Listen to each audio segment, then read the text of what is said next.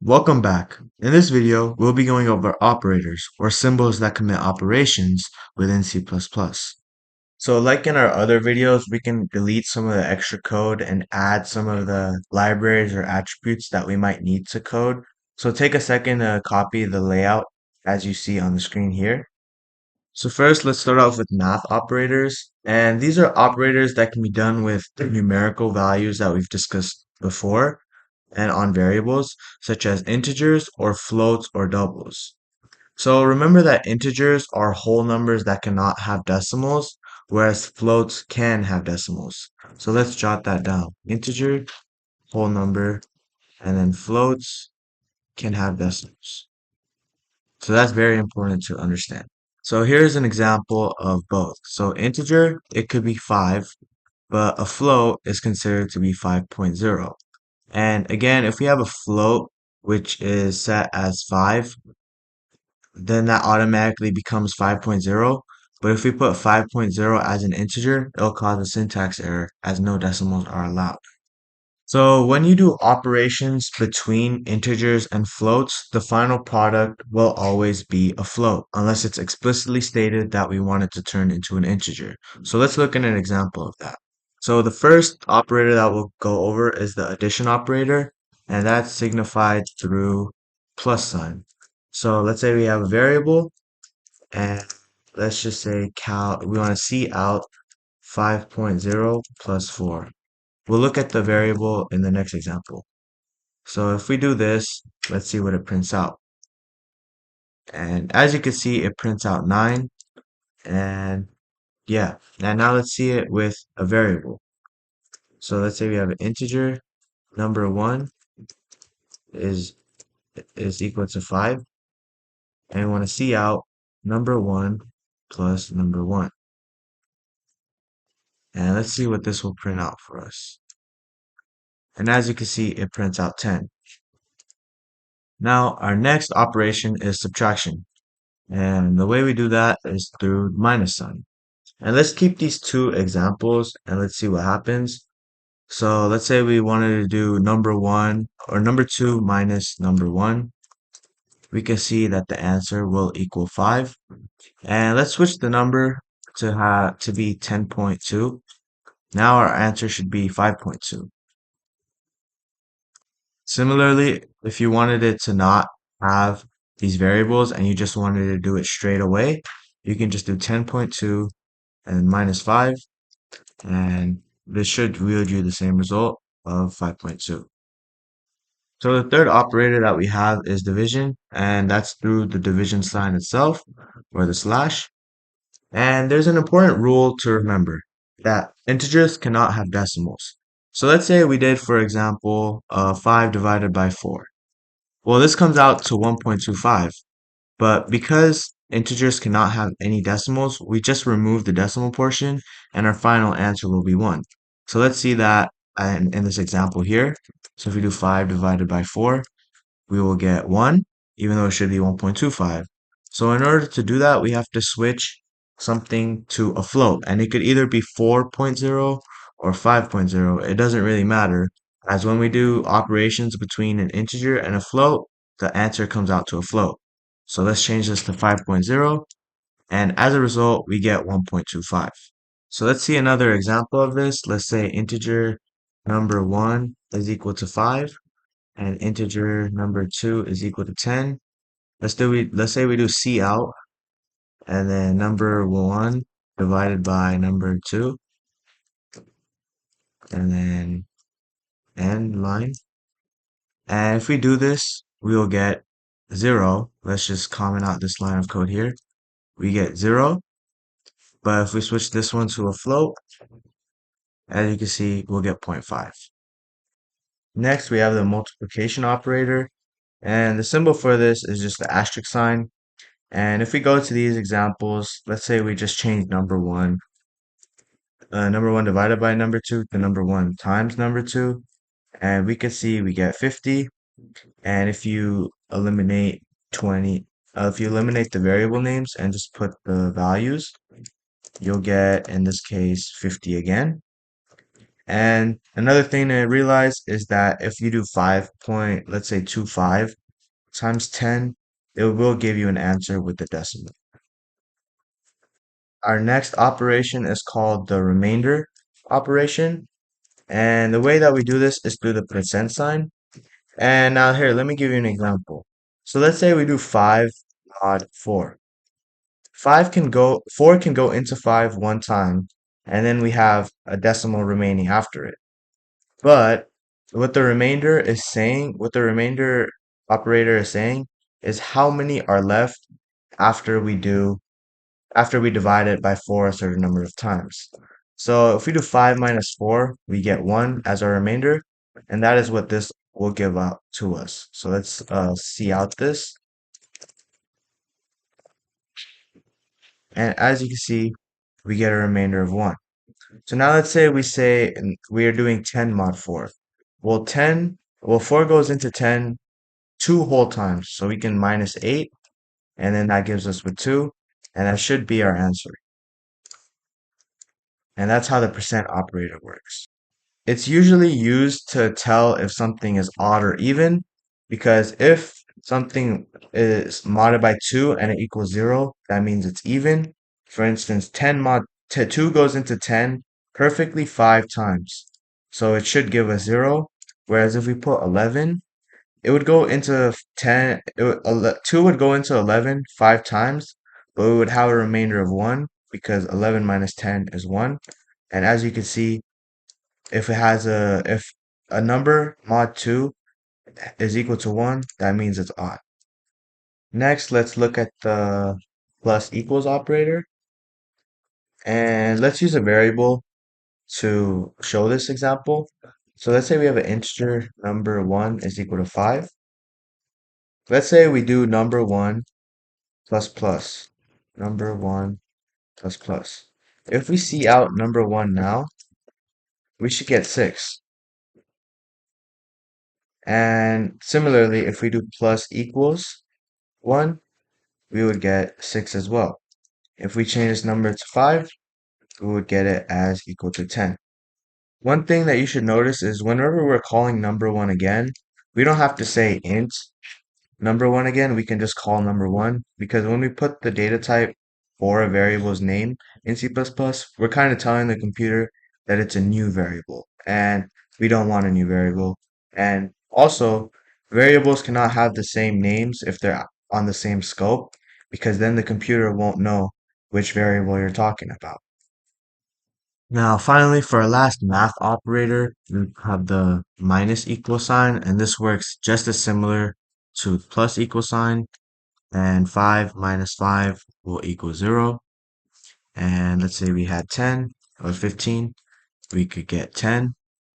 And let's say we introduced another variable like int number 2 is equal to 10, and we put number 2 or number 1 is equal to minus equals number 2. Then we would get 5 because number 2 is equal to 10, or number 1 minus equals number 2. And I forgot the semicolon here. And yeah, we get 5. So there are actually two ways that you could use the plus plus and the plus minus operators within C++, and that's called prefix and postfix. So for prefix, it is the same thing as putting plus plus and then the variable name. But for postfix, it is the same as putting the variable name and then plus plus afterwards. And let's see what those do. So let's delete this code. And here's an example of postfix. So let's do the int variable equal to 5. And now let's say result, the variable result will equal variable plus plus. And let's say this for the integer as well. Now if we see out result, you'll see that we print 5 instead of 6 because usually it would be plus equals 1 and then it would give us 6. But here's what it's the same thing as. It's the same thing as result is equal to variable, and then because the plus plus is at the end, The second line will be variable equals variable plus equals 1. So it does not come before. But let's say we wanted to switch that around. And let's say we put the plus plus before here. Then, as we can see now, it'll equal 6. And that's because we kind of switched the order from variable equal variable plus equals 1 from being second to it now being first. So that's essentially what we did. And that's why it comes out to 6. And the same thing applies for minus minus. So let's say we just want to switch it to minus minus, minus minus. And in this case, it'll print out 4 because 5 minus 1 is 4. But if we did it here, instead of before variable, we'll get still 5. So now that we've learned about mathematical operations that we can do with numbers within C++, let's talk about how you can compare some of the numbers. And this is through what's called relational operators. So the main important ones are greater than sign, the less than sign, the greater than or equal to sign, which is the greater sign than equal, the less than or equal to sign. For not equal, we have an exclamation mark and equal. That means not equal to. And then to check if two things are equal, we have a double equal sign, not a singular one. The singular ones are usually used if we're assigning a variable a value. So these usually return true or false statements, and then that can be used for conditional statements, which we'll cover in a future video in our C++ series. So one example of this, relating back to the mod operator, is let's say we had test scores and we wanted to boost all the odd numbers by let's say 5 points. Then we would do if the test value is equal to, or if the test value mod 2 is equal to 1, and the way that we check it is through double equal signs because that's the operator for equal to. And then if that condition is true, which this expression will either return true or false, then we can proceed with our action. So that's how operators are usually used. Furthermore, let's talk about casting within C++, and that's whenever we go from changing a variable type or expression's data type from one to another. So let's say we wanted to go from integer to a float or vice versa. That's possible. Or if we wanted to go from an integer to a string, that's possible as well. So there are two ways to go about this. And the first one is through static cast. So static cast, and then the new type of variable that you want, and then the expression or variable. And by expression, I could mean like 5 plus 7 or like 5 divided by 4. And for variable, it could just be like, for example, int variable is equal to 5. And the second type is type in parentheses, the new type that you want, and the expression or variable. So let's look at two quick examples of this. So firstly, let's say you have int number 1 is equal to 5, and float number 2 is equal to static cast, and then float number 1. And if we print out number 2, let's see out number 2. As you can see, and let's comment this out so we don't get matching alternating results. We get oh, we forgot a semicolon. We get the value of 5. And let's change this to 7. Oh, yeah, we could get 7.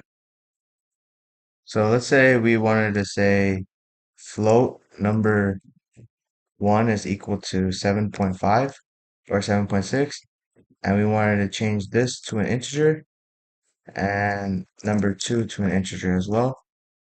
By doing this, we get 7 instead of 7.6, which should be our original value. Now let's look at an example of doing it the second way, and let's use division. So let's say we wanted to see out 5 divided by 4 and line. That will give us 1, or I forgot the semicolon, but that will give us 1 because they're both integer values. And let's say we wanted to change this value to a float. We could just do float here, and that will switch it to 1.25 because now 5 is transformed into a float variable and we divide it by an integer and that gives us a float. But the parentheses matter. So let's say we put 5 divided by 4 here and then we wanted to change that to a float. It will give us 1 because first we do this expression, which is 1.25, and then that's converted to 1, and then we apply the float. So that won't really help us. So we have to make sure our parentheses are in the correct place. So similarly, let's say we had integer here and we had, let's say 5.0. This will give us 1. But let's say we had float here, or let's say we didn't have anything at all. It would give us 1.25. So it does matter where you put the parenthesis, and you have to consider is it going to change the value before or after the statement is run. Now, the last concept that we're going to cover in this video is operations that we can do with strings, and these are whole numbers. So first, there's something called concatenation, and that's how you put two words together. So you could either do plus or you could do plus equals, and it works just like how numbers work. So let's say we had string word one, and it's important that you include string as a library. And so let's say string one is called walk with a space and then a semicolon, and then string word two is equal to through. Now let's say we wanted to see out word one plus word two.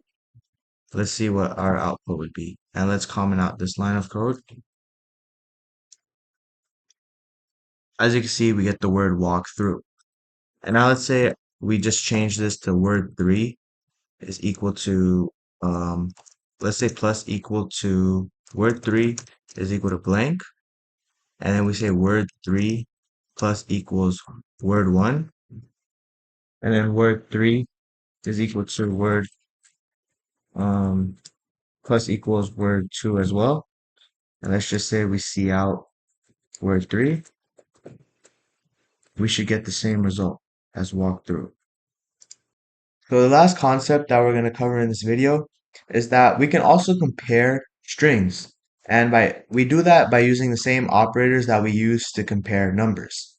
And so there's a couple of rules that you have to realize whenever you compare strings so that you can tell what the output is actually telling you. So let me list out the rules and then I'll explain what each of them mean. So first, characters are compared from left to right in a string. Then lowercase values are considered greater than uppercase values. Then the letter Z is always greater than A. And then letters are bigger than numbers. And it doesn't matter if they're capital or not. Capitalized or not.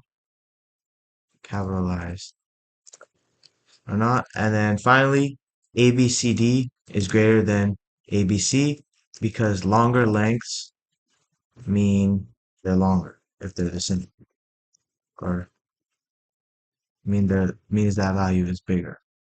So let's go over each of these. So firstly, they're compared left to right, and let's say we had the word walk and we had the word through. So it'll start comparing letter by letter. So W to T, and then if need be, let's say W and T were the same letter, like WW, then it would go on to the next one and then compare those. So secondly, lowercase values are considered greater than uppercase values. Let's say T in through was lowercase, that would automatically make through a bigger value and it would return a bigger number. And then Z is greater than A. So let's say since T, or let's say this was Y through. So Y comes later in the alphabet than W, and then that makes it that Y root is greater than walk, and then letters are bigger than numbers. So let's say it started with a 9. That would automatically make walk greater than the string that starts with the letter or a number. And then finally, the ones that are longer are bigger usually. So let's say we had walk and then we put a 5 at the end of it.